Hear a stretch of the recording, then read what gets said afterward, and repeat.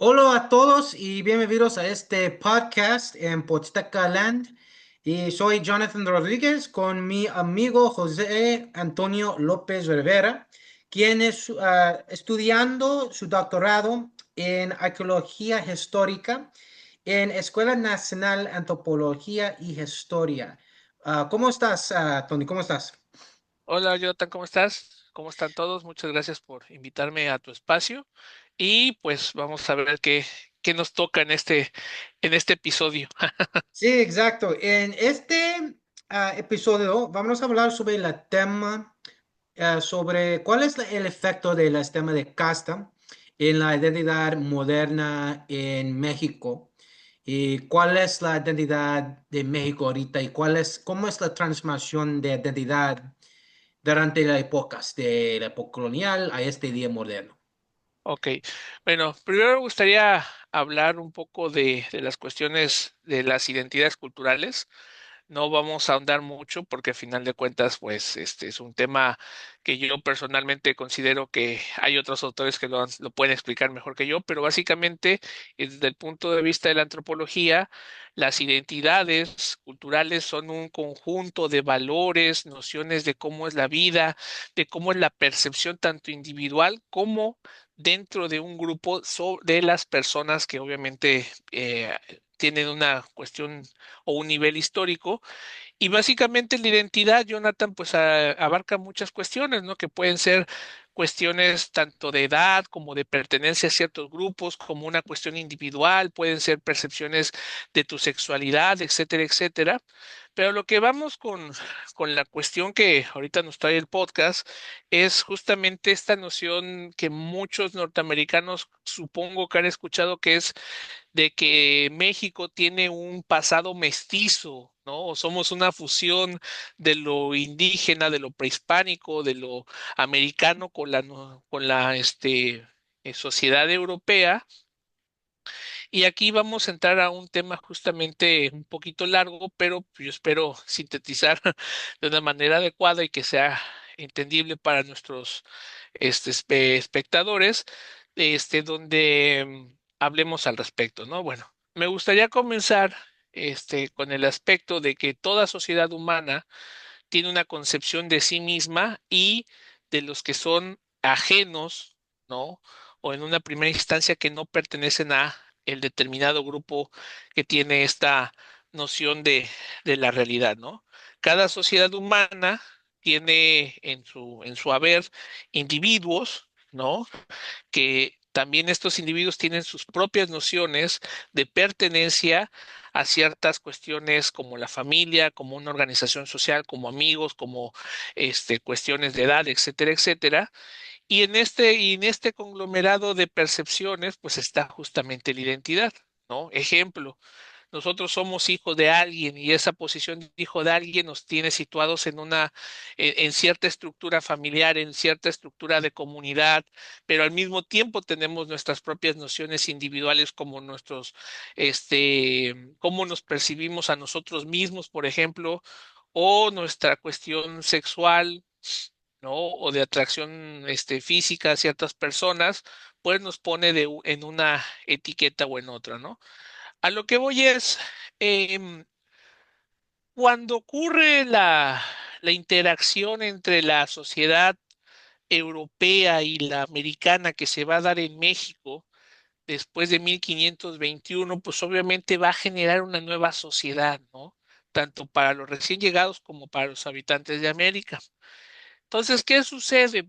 Que las estructuras de gobierno de origen hispano van a tratar de darle una coherencia a esta nueva sociedad que está surgiendo en el México posterior a la caída de Tenochtitlán. ¿Por qué? Porque a final de cuentas vas a tener individuos de distintos orígenes que están conviviendo en un mismo espacio, Jonathan, y que va desde la cuestión sexual hasta la convivencia cotidiana, ¿no? Se van a encontrar nuevos alimentos, se van a encontrar nuevas costumbres, nuevos pensamientos religiosos, y a la larga, si vemos todo este proceso en el paso del tiempo, pues obviamente va a generar nociones muy distintas a lo que los españoles conocían en la península, como lo que conocían los pueblos indígenas aquí en México, ¿no? Y obviamente, las cuestiones de interacción, sexual entre americanos y europeos, pues va a dar obviamente formación a un tipo de persona nuevo, entre comillas, que obviamente va a ser una cuestión muy distinta a lo que habíamos visto en los escenarios anteriores, ¿no? Obviamente, y ahora sí, para dejar muy claro, el entendimiento, tratar de clasificar esta sociedad, al menos en el aspecto mexicano, en lo que después vamos a conocer como castas, vino desde la noción europea, ¿no? No estoy diciendo que las comunidades indígenas no tuvieran sus propias clasificaciones o diferencias entre las distintas comunidades, pero el sistema de castas es una noción europea que parte desde el hecho de la pigmentación de las personas como de eh, la interacción o más bien la cercanía que va a tener tanto el padre como la madre y justamente cómo este primer punto de partida se va a ir diluyendo, por llamarlo de una manera, o este,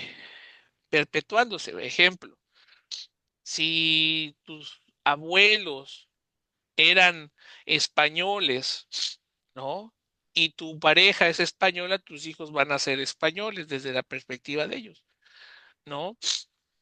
Si tu padre era español, pero tu madre indígena, desde las nociones clasificatorias de esta pigmentocracia, tú no eres español, pero al mismo tiempo no eres indígena, eres otra categoría, ¿no? Y entonces, desde esta cuestión, que en realidad, dicho sea de paso, es un aspecto burocrático para entender y para controlar mejor a la población, esta cuestión tan pintoresca, ¿no? Que luego vemos en los biombos, ¿no? De español con indígena mestizo, de indígena con negro castizo, así sucesivamente, era la forma en que los europeos, Jonathan, consideraban que se estructuraban justamente las interacciones sociales en la época novohispana. Y como te había comentado a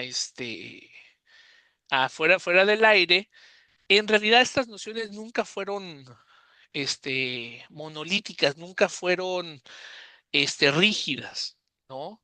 El hecho que tú te casaras con un afrodescendiente no necesariamente implicaba que los hijos de esta unión iban a recibir la categoría que supuestamente se les asignaba.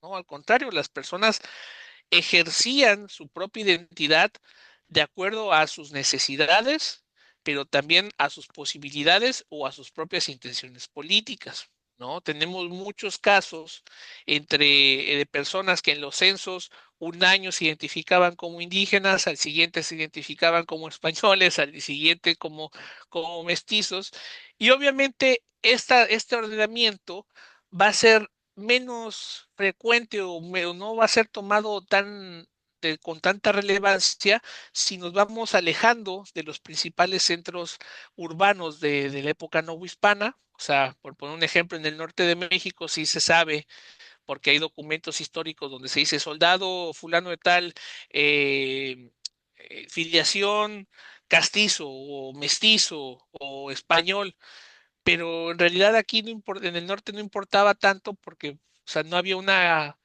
autoridad que lo estuviera ejerciendo o estuviera supervisándola tan constantemente como sería el caso de Ciudad de México, ¿no? Pero incluso en Ciudad de México las barreras muchas veces se transgredían.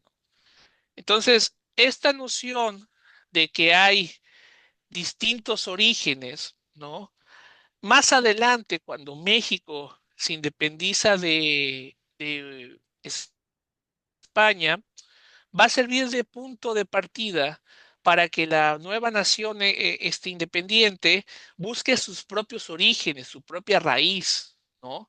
Porque a final de cuentas, eh, la búsqueda de la identidad o del pasado va a ser una cuestión casi hasta obligatoria para las sociedades humanas, ¿no? Y en el caso de México, pues obviamente la noción y la existencia de los pueblos indígenas americanos pues le va a dar un contexto muy distinto a otros espacios de América donde la población era más homogénea, ¿no? Llámese las colonias norteamericanas o hubo más bien otros espacios, por ejemplo, en Sudamérica, lo que más tarde será Argentina, donde buena parte de la población pues, es de origen migrante, pero más tardío, ¿no?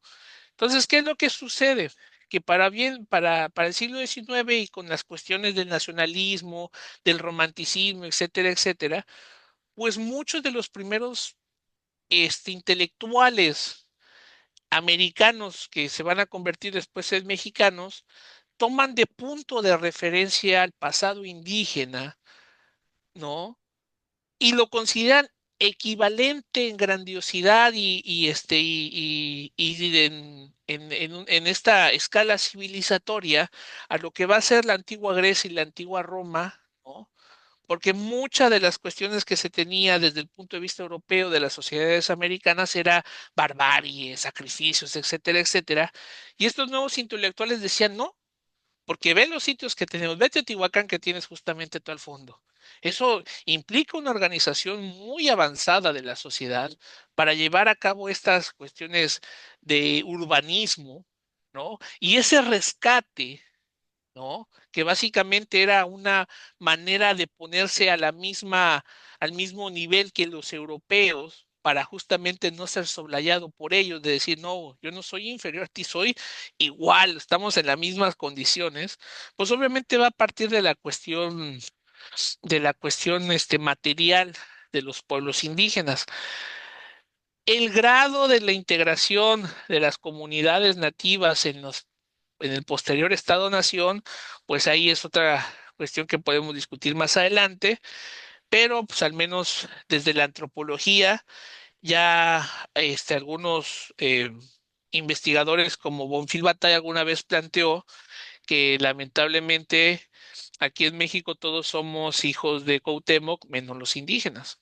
¿No? Es una de las deudas históricas que tenemos todavía pendientes. Pero bueno, el punto que nos trae ahorita es por qué la noción de mestizo muchas veces es parte del discurso de la identidad del mexicano. Se habla sobre este mestizaje, de esta unión entre dos culturas distintas que generaron una cultura nueva que justamente va a ser el mexicano, ¿no? Se habla mucho de los españoles que tomaban como mujeres a las indígenas de acá, obviamente con sus cuestiones de violencia, violación, etcétera, etcétera, ¿no? Porque el fenómeno de estas personas que eran producto de estas nuevas uniones carnales, pues fue una cuestión tangible que tanto los americanos como los europeos vieron desde el principio, ¿no? Y tenían la noción que justamente era una cuestión real, ¿no? No era algo que tenías tú inventado o de tu percepción alterada, ¿no? O sea, era una cuestión existente, ¿no? Ahí tenemos un poco los ejemplos de, por ejemplo, el hijo que tuvo Hernán Cortés con la Malinche, el famoso Martín Cortés, porque eran dos Martínez Cortés, uno que era de madre española y otro de madre indígena, o por ejemplo unos menos conocidos que eran los hijos de Jerónimo de Aguilar, si no mal no recuerdo, que fue un náufrago español que se casó con una mujer maya y después este español se opuso a que sus coterráneos invadieran las áreas mayas. Entonces, a lo largo de la historia novohispana, Jonathan, siempre hubo esta noción de tener un padre o madre europeo y la otra mitad de tu familia que fuera de origen americano, ¿no? ¿Qué es lo que sucede?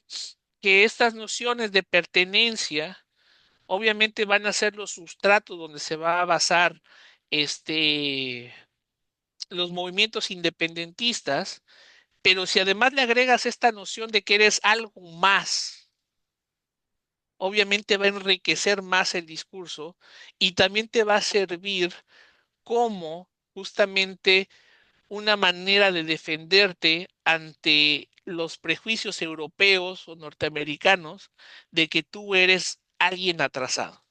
En el sentido es lo que el ejemplo más rimbombante va a ser la noción de la raza de bronce de Vasconcelos, ¿no? Lo que va a ser este postulado de que México justamente es la unión tanto del mundo europeo como del mundo americano, y la Ah, nueva noción del mestizaje, que no reniega ni de su pasado indígena y so, asume su cuestión europea, es algo que se tiene que tomar no como un retroceso, como muchas veces se consideraba, sino este como es algo. una perspectiva que yo no escuché antes. Estás diciendo que a través de razón por la raza cósmica es porque durante este tiempo mucha de pues la influencia de los Estados Unidos están pensando que la gente de México son mestizos, ellos son inferiores.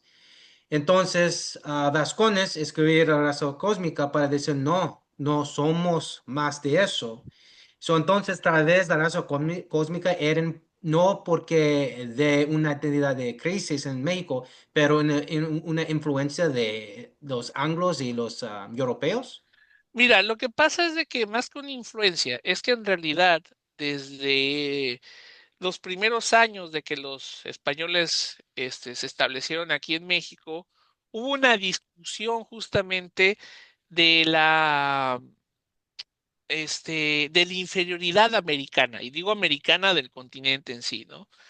Ahí hubo autores franceses y neerlandeses del siglo XVI, XVII, donde comparaban a los animales, decían, es que los animales europeos son más chicos, comparada con los animales del viejo mundo, y sus bestas poblaciones que son más bárbaras, más, o sea, la noción del eurocentrismo es incluso más antigua que la propia noción de lo que ahorita estamos hablando.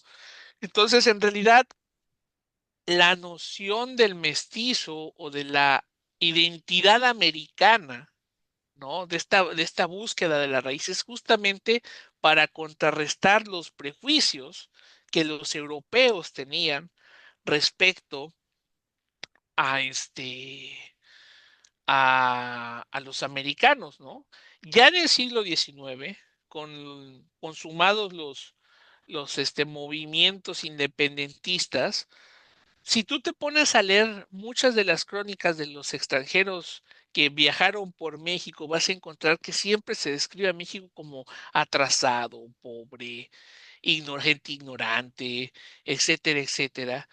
Y obviamente esas descripciones eran conocidos por los intelectuales mexicanos, porque al final del día, pues la intelectualidad mexicana consumía lo que se hablaba en Francia, lo que se hablaba en Inglaterra, lo que se hablaba en Estados Unidos, y obviamente esas descripciones que se hacía de los mexicanos desde el exterior, pues eran conocidas por ellos, y obviamente eso derivó en que se buscara una respuesta, ¿no? O más bien una contestación a esas injurias y decir, no, nosotros no somos inferiores, nosotros somos herederos de este pasado glorioso indígena, que obviamente tú lo vas a ver más adelante, ya más estructurado en el siglo XX, obviamente con los murales, o por ejemplo la propia cuestión del INAH, ¿no?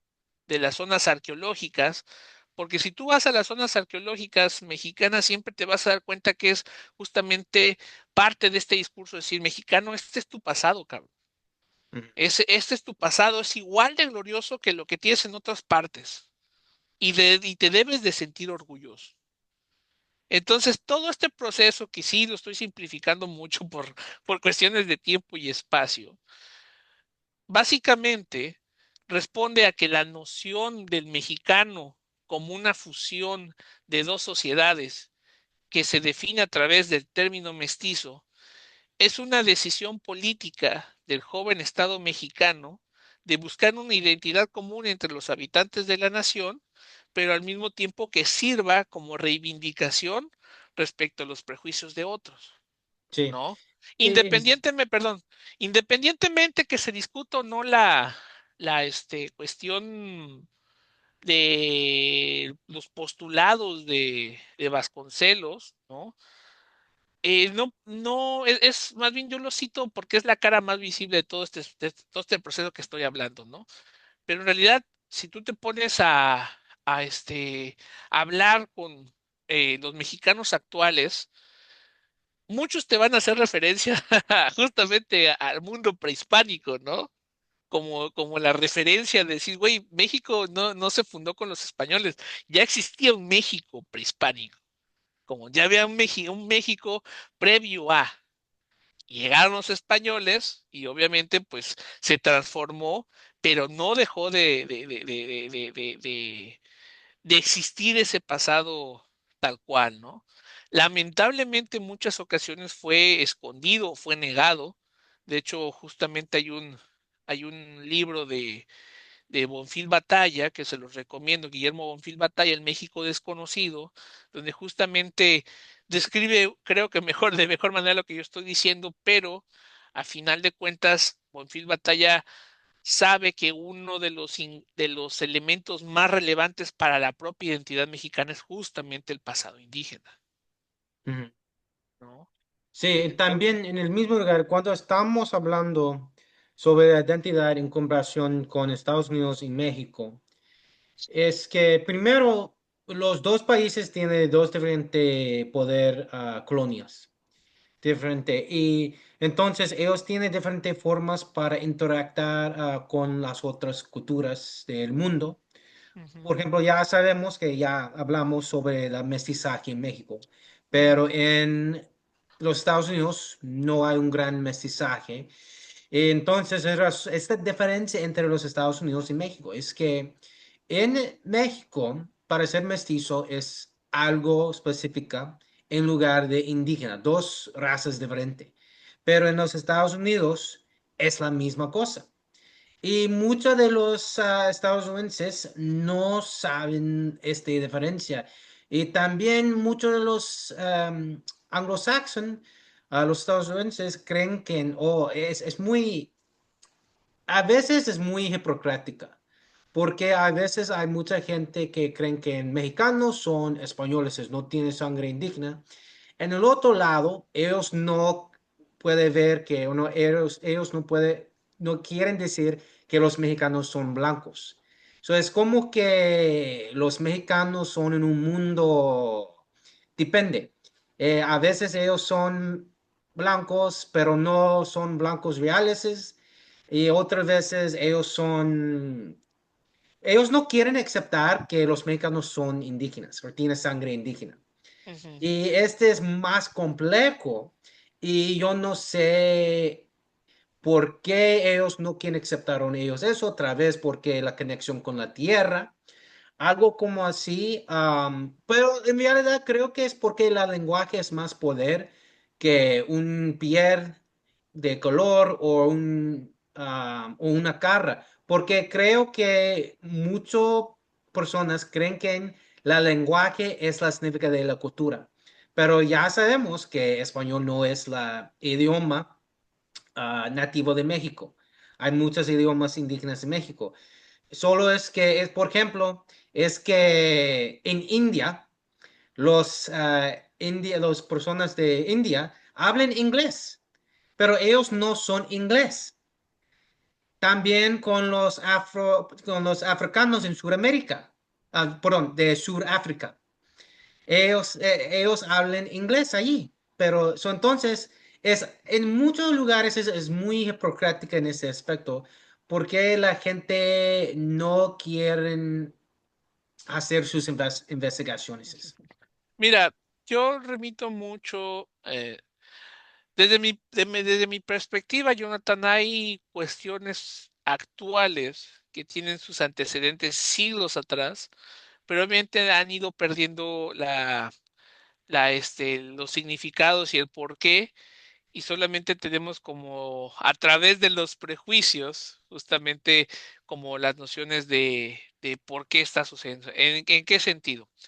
Hay un libro que a mí me encanta, que es de un historiador inglés que se llama Eliot, que si mal no recuerdo se llama Imperios del Mundo Atlántico, donde él hace una comparación en las experiencias de los europeos con sociedades distintas a las suyas antes de llegar a América, ¿no?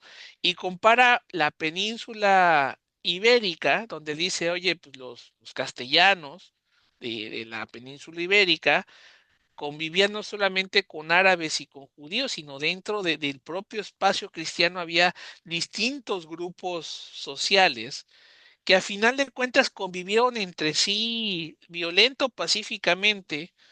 En cambio, en el mundo anglosajón, cuando los ingleses van a colonizar el mundo celta en Irlanda, se encuentra con una cuestión más hostil los propios ingleses tampoco hicieron lo propio para integrar o integrarse en la sociedad irlandesa, cosa que en la península ibérica sí se dio a cabo todo el proceso, pues para bien o para mal, ¿no? Entonces, este antecedente, o lo que voy a decirlo claramente, esta tolerancia al diferente que hubo en la península ibérica se traslada al continente americano en el espacio que van a ocupar los hispanos, porque a final de cuentas, y eso lo retoma también Edward Spicer, es que justamente algo que va a diferenciar a los modos a los sistemas de sometimiento español o mexicano es de que se trata de integrar, para bien o para mal, a las comunidades indígenas. En cambio, el modelo anglosajón es excluyente del todo, nunca los busca integrar. Y es justamente esa experiencia fronteriza en Irlanda, que va a ser trasladada después a América y vas a ver cómo a lo largo de la historia de Estados Unidos, no vas a tener una cuestión justamente de integración entre los colonos anglosajones con las comunidades nativas, ¿no? Se habla mucho de Pocahontas y de John Wolfe y lo que tú quieras, Sí, pero tal son vez, pocos casos. Ahora, perdón, Jonathan. tal vez porque del mestizaje, porque de las muchas diferentes culturas. Tal vez en México la identidad es más complejo que los Estados Unidos. Porque en los Estados Unidos, para ser a una cultura, necesita ser 100% para ser parte de esta cultura. En Ajá. México es que, porque de la esta casta, es que si eres mitad y mitad de dos culturas, eres una cultura específica. No eres indígena pura, no eres indígena europeo. Entonces, ellos creen que este son diferentes razas. Pero en Estados Unidos es, oh, no, todos ellos son la misma cosa porque ellos quieren poner una simplificación sobre la cultura. Y tras vez esa Ujú. razón, muchos mexicanos y también mexicoamericanos tienen un crisis de identidad cuando ellos entran a los Estados Unidos, porque hay mucho impacto, los Estados Unidos quieren poner mucha presión a ellos para asimilar a la sociedad estadounidense. Entonces, esa razón, muchos de los mexicoamericanos quieren decir que son blancos, pero en realidad no son porque no son de Europa, no son de Inglaterra. Entonces, esa razón tal vez es más complejo. Podemos hablar sobre eso muchas veces, pero tal vez esa razón es la diferencia, porque en México es más enfoque sobre la identidad que en Estados Unidos es más simple. No, y además que, como te lo vuelvo a repetir, son problemas que han pasado el océano, porque incluso hoy, actualmente, muchos europeos que no consideran a los españoles y a los portugueses parte de Europa, o sea, Sí. ellos son otra cosa aparte, o sea, te digo que lo que planteaba Brodel de esta Europa mediterránea y esta Europa del norte, sí sigue estando presente, incluso en los prejuicios, ¿no? Ujú. Entonces, ¿qué es lo que sucede? Que otra vez muchas de las nociones que se tienen de México en Estados Unidos ni siquiera son tan antiguas, son de finales del siglo XIX, ¿no? Y obviamente tampoco espero que el público norteamericano sea un conocedor de la historia de México, pero obviamente nosotros también recibimos distintas etapas de migración, incluso al interior del país, que no se van a comparar con el volumen que va a haber en Estados Unidos, pero por eso, por ejemplo, hay partes de México donde tú vas y todos son rubios. Ujú, ¿No? ¿Por qué? Porque en un momento dado se exterminó la población indígena, llegaron a repoblar pues son de una cuestión morfológica más emparentado al europeo, ¿no? O hay otras poblaciones que llegaron a México por cuestiones económicas y se han arraigado tanto en una región que no puedes pensar en la región sin él, como pasa con los menonitas en Chihuahua, por ejemplo. Entonces, ¿qué es lo que sucede? Que las concepciones de México no han cambiado del todo en la sociedad norteamericana. Uno, porque ellos no, como dices tú, no son muy dados al cambio de la percepción, pero también porque ellos se casan mucho o más bien su sociedad está basada justamente en esa jerarquización tan rígida, y por esa cuestión es que no permiten o no conciben otras identidades fuera de la misma, ¿no? La sociedad norteamericana, hasta en su clasificación, y tú no me vas a dejar mentir en la ID, ¿qué te ponen? Caucasian, sí. Asian, ¿no? Hispanic, Black. O sea, son cuatro clasificaciones las que tienes, ¿no? Pero en realidad, ahorita Hispanic y Latino no son una raza. O No, pues, yo pero escuché que el censo de Estados Unidos, ahorita ellos quieren poner latino hispano como una nueva raza. En el pasado no eran, pero para la próxima censo, ellos quieren poner latino hispano como una raza y también Middle Eastern. Entonces, podemos ver que la identidad puede cambiar con el tiempo. Pero es muy interesante porque no podemos ver que la identidad no es simple, no es muy complejo.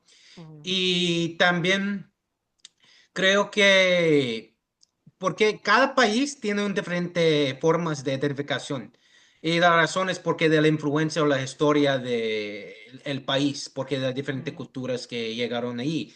Entonces, esa razón creo que no es justo para creer que es la misma identidad en, en su país es el mismo en otro país. Exactamente, porque otra vez, Jonathan, yo no estoy diciendo que en México no haya racismo, al contrario, hay mucho racismo implícito en la sociedad mexicana, pero ¿qué sucede? Que en realidad también en muchas ocasiones el color de piel nunca fue una limitante para que alguien ascendiera socialmente como tal, como te Ujú. lo decía. Ponle que un afrodescendiente tuviera más complicaciones en avanzar en la pirámide social del mundo no hispano, pero en las fronteras del norte o en el sur, donde no había una vigilancia gubernamental o social o las sanciones de los casamientos, a la gente no le importaba. O sea, en cambio, ¿qué es lo que sucede? Que en la sociedad norteamericana, todavía muy entrado el siglo XIX, la división entre blancos y negros era rígida. O sea, para no irnos tan lejos, hace 50 años había baños para blancos y baños para negros en Estados Unidos. Sí, Entonces, esas cuestiones, y te digo nuevamente, no es por decir, mira, es que nosotros somos menos, no, somos igual de racistas desde el punto de vista que consideramos que alguien es inferior por el tono de piel, lo que te decía de la pigmentocracia aquí en México, ¿no? Pero a nivel social, al menos a los mexicanos nunca les tomó o nunca les causó conflicto que alguien se casara con alguien distinto. ¿Me explico? sí, O sea, exacto. esa es la cuestión. Sí hubo conatos de racismo, o sea, voy a poner otro ejemplo histórico, ¿no? Los chinos en el norte de México. Llegaron los trabajadores chinos, ¿no? Al ferrocarril, a la agricultura, etcétera, etcétera, y se empezaron a casar con mujeres mexicanas. Obviamente eso trajo conflictos con los mexicanos, Es como amor pero, es amor en México. ajá, pero al final de cuentas, pues a las mujeres no les importó, pero, y nuevamente, y regresando a los ejemplos burdos, en México no causa tanta controversia social los matrimonios mixtos, ¿no? Exacto. Pero dime tú cuántos matrimonios mixtos conoces en Estados Unidos, pero mixtos donde Sí, las creo personas son, que había algunos estados en Estados Unidos que no puedes tener matrimonio mixtos hasta las 60, la década de las 60. entonces, justamente a lo que vamos, los dos proyectos de diferenciación social que hubo en Estados Unidos y en México, nos damos cuenta que aquí como no había una cuestión que lo reforzara, por lo mismo nunca se tomaron en serio. En cambio, en Estados Unidos, que sí hubo una constante reivindicación de que tú eres negro y yo soy blanco, que incluso fue uno de los motivos por los que se fueron a guerra civil. Exacto. Ese reforzamiento constante, pues obviamente hace que las barreras de la identidad, pues obviamente sean más difíciles en Estados Unidos que en México, vaya. Y es tan así de que, pues, o sea, siguen aflorando, Jonathan. O sea, el problema es de que, o sea, incluso hasta los datos duros avalan la cuestión, ¿no? O sea, ve cuánta población afroamericana está en el sistema penal norteamericano, los videos de cómo tratan a las personas de tonalidad más oscura, los policías, o sea, no son cuestiones que uno se invente, o sea, son reales, ¿no? O sea, Sí. luego he visto yo videos donde donde detenían a una, este, attorney, un asistente de juez, que venía conduciendo un carro y fue de, ¿por qué no? Pues es que te vimos sospechosa y la mujer es afrodescendiente. O sea, qué sospechoso. Espérame tantito, Jonathan, déjame quitar a este güey. Es que ahí está mi gato ahí merodeando la comida. Sí, sí.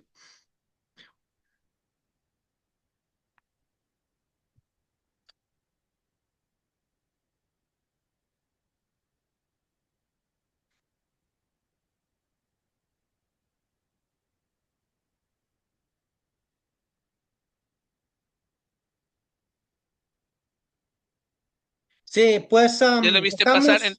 Oh, Entonces, perdón. Entonces, esa es la cuestión. Ahora bien, también, y hablándolo un poco fuera del aire, eh, hablemos un poco de la necesidad o de la voluntad de integrar a, al mundo hispano en la sociedad norteamericana. ¿En qué sentido? Como habíamos discutido hace rato, o más bien platicado, no discutido, siempre, al menos a mí siempre me han preguntado de, oye, ¿por qué ese rechazo tan sistemático a los mexicanos, ¿no? ¿Por qué esa desconfianza ante quien habla español y todo eso? Y es porque, em, a diferencia de otras comunidades migrantes, yo considero que justamente estos prejuicios de los que estamos hablando han sido la barrera que no ha permitido a los norteamericanos concebir a la población hispana, y digo hispana que engloba a mexicanos, colombianos, puertorriqueños, etcétera, porque hay que decirlo, ¿no? Para los norteamericanos el latino es el puertorriqueño cubano. O sea, sí, creo esa es que. una, esa es una. La otra, Sí, los creo mexicanos, que, oh, perdón, es que creo que ahorita Estados Unidos tienen más interacciones con diferentes culturas. No es algo nuevo porque está pasando siempre, también con los europeos. Primero los Estados Unidos tienen problemas con los de Alemania y luego Ireland, me olvidé cómo se llama Ireland en los español. irlandeses, y después Finlandes, con los poli- Italia, con los Polandia, polacos, exacto. Polandia. Pero, Sí, pero ¿qué es lo que pasa? Y perdón que te interrumpa, Jonathan. Que de hecho nosotros somos anteriores a muchos de esos grupos. Y la sociedad norteamericana nunca integró a los a los individuos hispanos o mexicanos que quedaron en la frontera después de la guerra de 1848, Sí. ¿no? Entonces, esa es una. Y la otra es justamente cómo luego son como muy acaparadores las categorías. ¿Por qué? Porque luego muchas veces es que los mexicanos, pero resulta que no son mexicanos, son centroamericanos, son Sí. guatemaltecos. Entonces, Ujú. Es muchos caen nuevo migraciones. ajá, y entonces, esa es una cuestión que nuevamente no es que no los quieran aceptar. Digo, no es de que no haya la posibilidad de es que no quieren aceptarlos. Y Ujú, es lo que yo platicaba contigo, hace rato. Están, tenemos casi 200 años de relación como países, ¿no? Tienes casi 40 millones o un poquito más de personas de habla hispana de distintos países que están allá en Estados Unidos. No te voy a decir que los legalices a todos, pero muchos de esas personas tienen hijos que nacieron en Estados Unidos, ujú. ¿no? Que están completamente integrados a la sociedad norteamericana, Sí, que incluso sirven en sus fuerzas armadas, ¿no? Pero por el hecho de apellidarse Rodríguez, López o el nombre que tú García. quieras, García, eso ya es un impedimento en el sentido de que muchos de ellos, incluso siendo ciudadanos norteamericanos, han sido deportados. Aquí en México hay muchos casos de personas que con estas redadas que ha habido, dicen, oye, pues es que yo soy norteamericano, o sea, sí, de nivel de acá, lo que tú quieras, soy un mexicano, pero yo no estoy emparentado ni con México, ni con Guatemala, ni todo eso. Y eso te habla justamente de esa negación de integrar Sí, a la población. ¿Por qué? Por prejuicios, lo que tú quieras, pero eso sí es algo innegable, porque volvemos a los ejemplos del pasado. Hubo conflictos con los alemanes, pero al final se integraron y ahí está todo Pittsburgh, ¿no? Los irlandeses, Boston. Los italianos en ciertas áreas, pero se fueron integrando. En cambio, los hispanos, no todos han sido integrados como tal. ujú. O sea, sí tienes los La ejemplos de sola forma, puertorriqueños. la forma sola es que cuando no tienes un nombre español. Por ejemplo, a un famoso jugador de béisbol, se llama Ted Williams. Es en parte, él es en la sala de farma en béisbol. Ajá. Él tiene una madre mexicana, Ujú. pero mucha gente no sabía eso. Y hasta este día, muchas personas no quieren aceptar que Ted Williams era mexicano. Sí, o sea, ¿Cuál es el problema? no hay Es que ningún mucha problema. gente no quiere aceptarlo.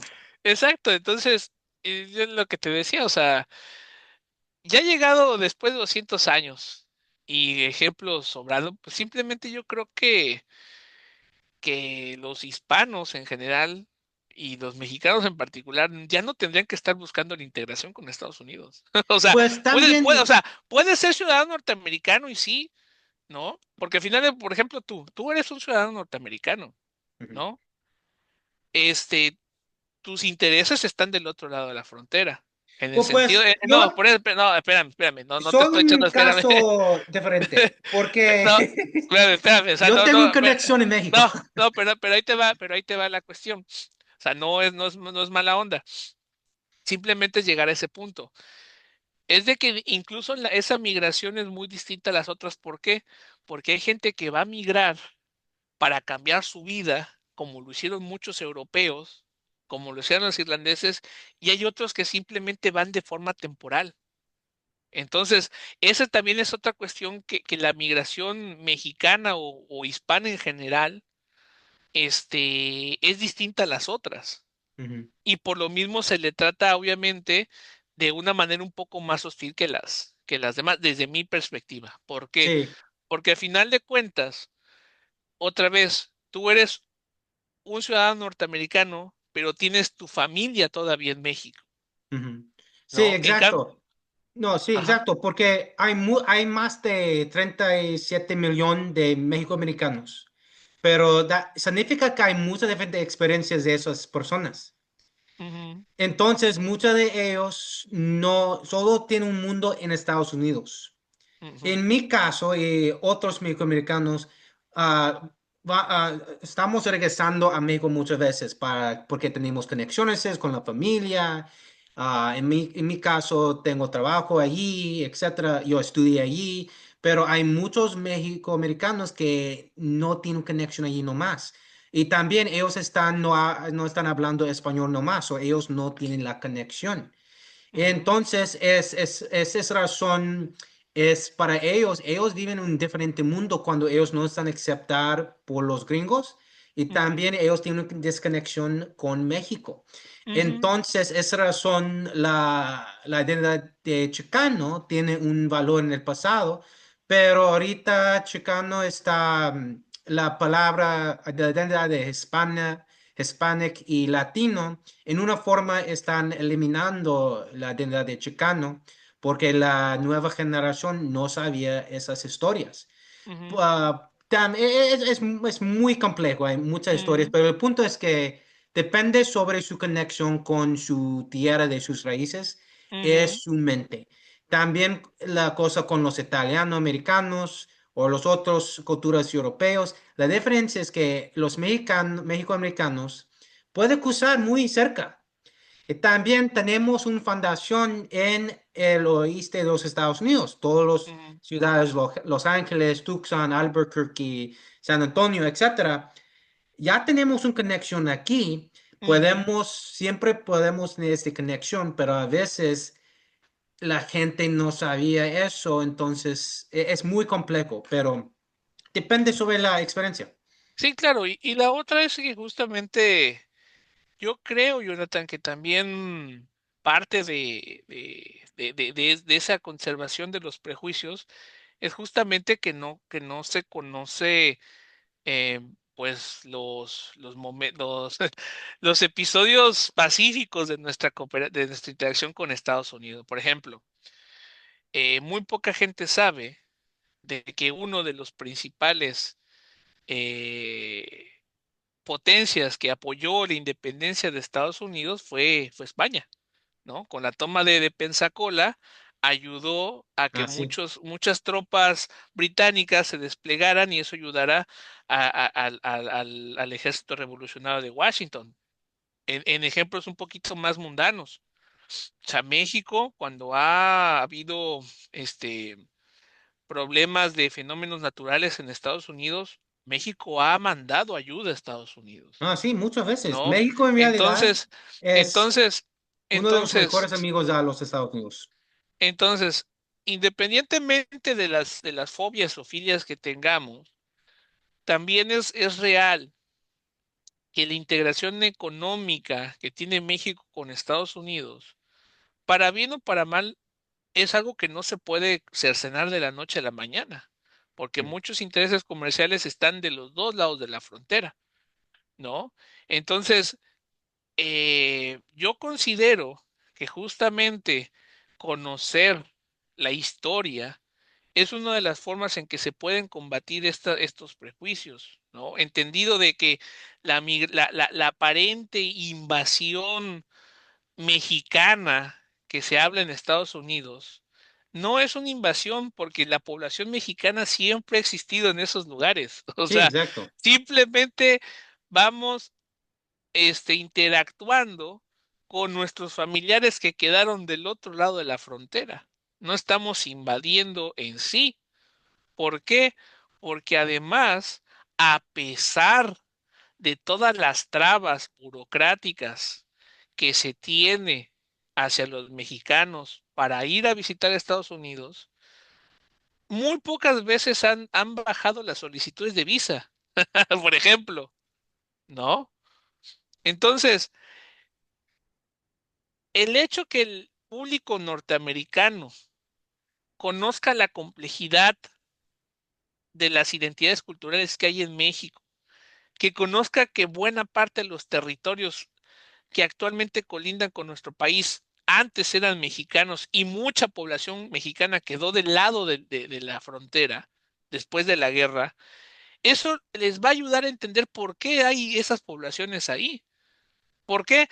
Porque, por ejemplo, si tú revisas la historia de las comunidades en Nuevo México, de cómo se resistieron a los atropellos de las autoridades después de la guerra de 1848, cómo les quitaban las tierras, y aún así decidieron seguir permaneciendo y siendo parte de la sociedad norteamericana a través de los ranchos, de las actividades económicas y lo que tú quieras.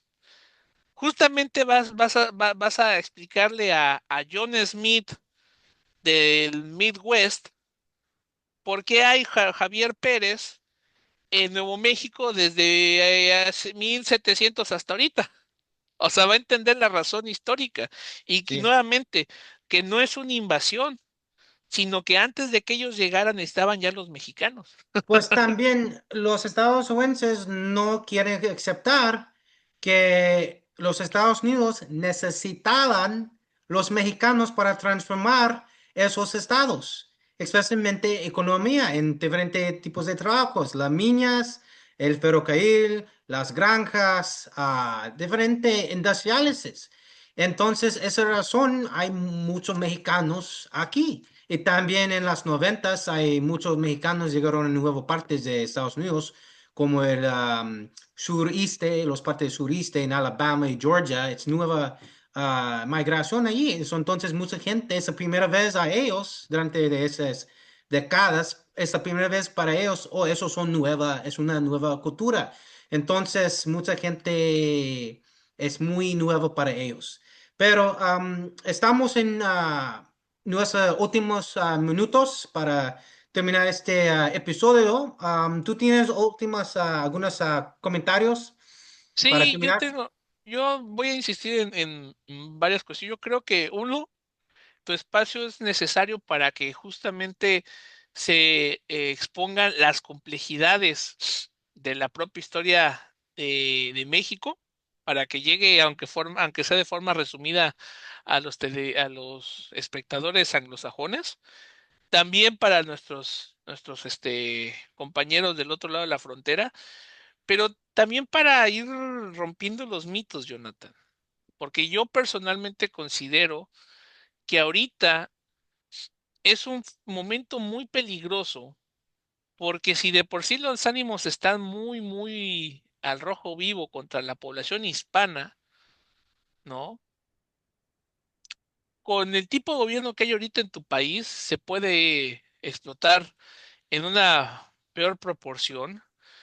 Y recordarles a nuestros espectadores que los mexicanos no les van a quitar los trabajos de gerente general de Ujú, un banco, que no les van a quitar este la gerencia de alguna compañía importante, ¿no?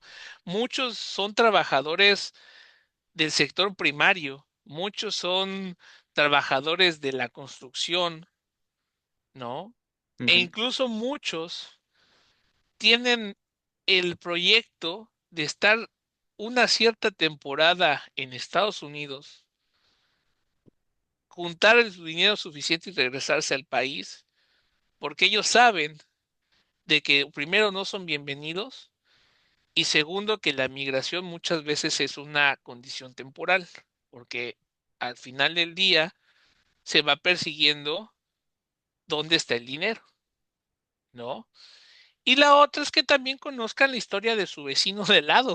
O sea, el hecho que hablemos sobre mestizaje, yo considero que pude haber cometido errores en mi exposición, pero al menos ya es un punto de arranque para que alguien que esté interesado pueda investigar del tema más a profundidad y se den cuenta justamente que las nociones del color no son ni naturales y ni siquiera son históricas en el sentido de inamovibles, que muchas veces son nociones compartidas por un grupo de chiflados pero que en la realidad nunca, nunca concordaron, ¿no?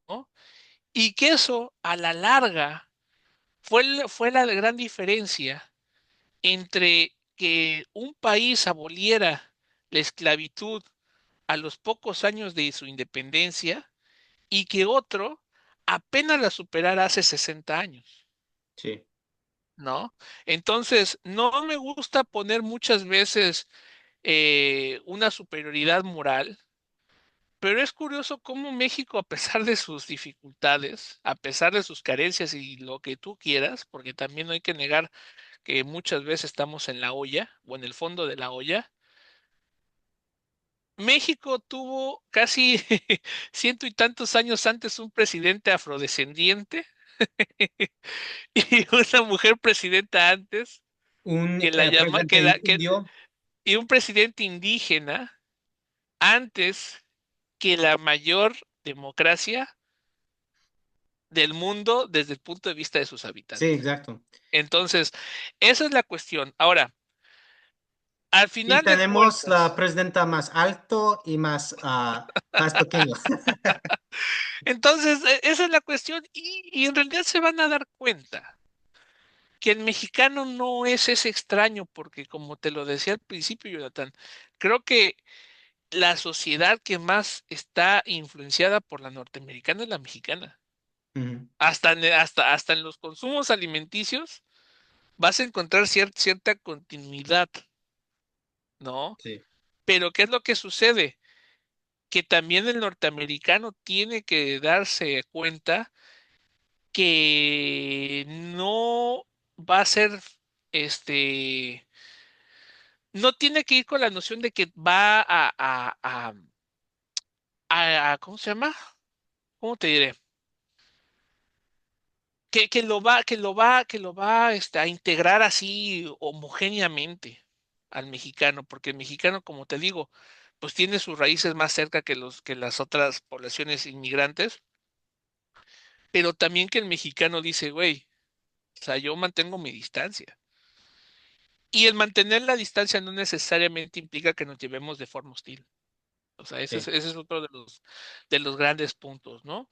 Y creo que sería todo. Entonces, yo espero que haya servido un poco mi explicación un tanto burda respecto a qué es lo mestizo, por qué se utiliza mucho el mestizaje como punto de partida para entender al mexicano, pero también darse cuenta que es una cuestión de reivindicación. ¿No? Porque también otro de los grandes problemas es que si tú estás constantemente humillando, el otro va a tener que agarrarse de alguna manera de defenderse. Y esa defensa es justamente la identidad. Y decir, no, yo soy igual que tú en importancia civilizatoria, pero a diferencia de ti, yo tengo dos orígenes. Y tienes que conocer mis dos orígenes para entenderme. Pero bueno, yo hasta aquí lo dejo mi reflexión filosófica. No, pues la parte que mucha gente pues necesitamos aceptar es que esos son temas no son muy simples. Podemos separar muchos días, mucho tiempo en esos temas, pero es bueno que para promover y para tener una idea, para aceptar la historia y la influencia de cada cultura. Pues muy bueno, Ujú. gracias por su tiempo, Tony. Espero que puedas regresar en el próximo episodio. Muchísimas gracias y espero que a la gente, nuestras visitantes, les guste el video. Hasta luego. Fíjate, muchas gracias, Jonathan. Saludos a todos. Saludos.